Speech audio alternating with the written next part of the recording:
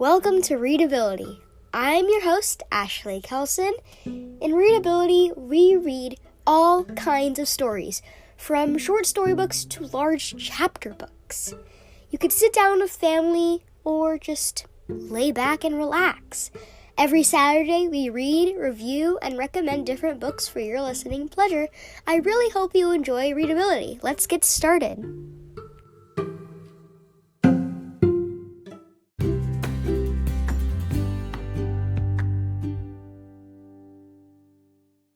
Hello, everyone. Today, I'll be continuing a series of unfortunate events series on this podcast with The Wide Window by Lemony Snicket. This book was very interesting in a good way. I am thrilled to share my thoughts on the book and a bit on the episode about it on Netflix. Also, I apologize if you hear any thunder. It is raining and there's a thunderstorm outside, so I apologize for that. Well, without further ado, let's get on to the episode.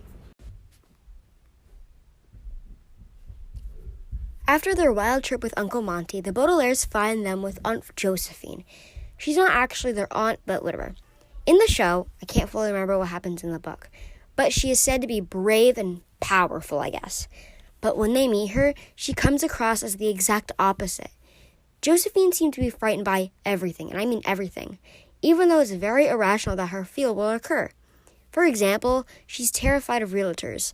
It makes no sense. But it's not when the Baudelaires come along when Josephine meets a man named Captain Julio Sham. Of course, and the adults don't realize this, but the three are sure it's Count Olaf in disguise. Spoiler, they're right. And does Josephine believe the Baudelaires? Of course not.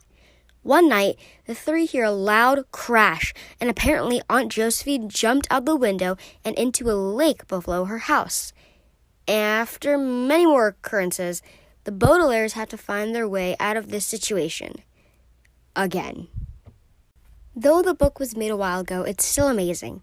I went through the book so quickly, and it was really because of the interesting writing, and it was just great. The plot was great, the characters, and literally the whole book.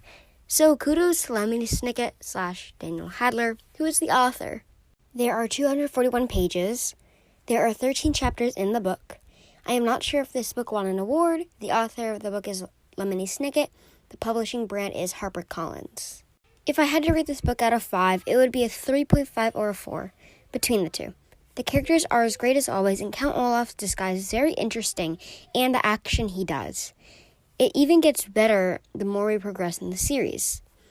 Aunt Josephine is such an interesting character to include in the series because she's such a setback from how brave the Baudelaires are and how smart, and how irrational Josephine is. Overall, this book wasn't my favorite, but I didn't mind it because it was pretty important to the plot. The question is, would I recommend this book? And the answer is sure. It's really the same with any other book, but if people aren't interested in dark comedy, adventure genres, this might not be a book for them. But it's short, most of the books. It gets longer and a bit more difficult the farther you go into the series. Sweet and really good the more you read it. So I would definitely want to see them give a chance on the book and the whole series in general. Instead of doing the highlights segment and the characters' thoughts, I wanted to say some thoughts on the episodes they did for this book. I really liked Aunt Josephine's portrayal in the episode. How do I explain it? She really seemed like Aunt Josephine, if you know what I'm saying. How anxious she always is. I believe some people don't like her, but I don't mind her portrayal. It was very interesting the way they changed how the Baudelaires went to Lucky Smell's lumber mill. Instead of going with Mr. Poe, in a way, they escaped. It changes the plot, but not that much. It was a change I wasn't expecting, to say the least. I feel it was more obvious that Larry, your waiter, was trying to help the Baudelaires than in the books.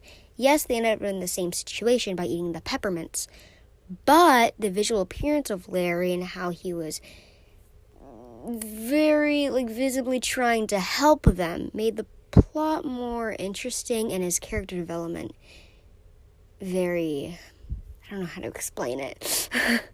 And the fact that Josephine tried to save the Baudelaires or stand up for them was a big twist. in the book, I believe she sacrificed them for her own good. She was like, oh, let them go, or something like that, which is a bit to Josephine and her character. But in the episode, she actually stands up for them. I wonder why they added that character trait to her. It was very interesting, and I was surprised. Alrighty, I hope you enjoyed the episode for today, and it was very fun to dive into this book and the series because it has indeed been a while. I also need to rewatch the Netflix series, but I'll do that later. I hope you all have a great day, and here is our official readability ending.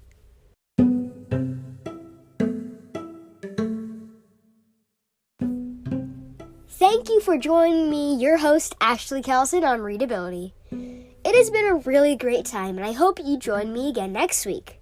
Remember, every Saturday we either read, review, or recommend a book for your listening pleasure. I hope you enjoyed today's episode. Keep reading, folks. Bye!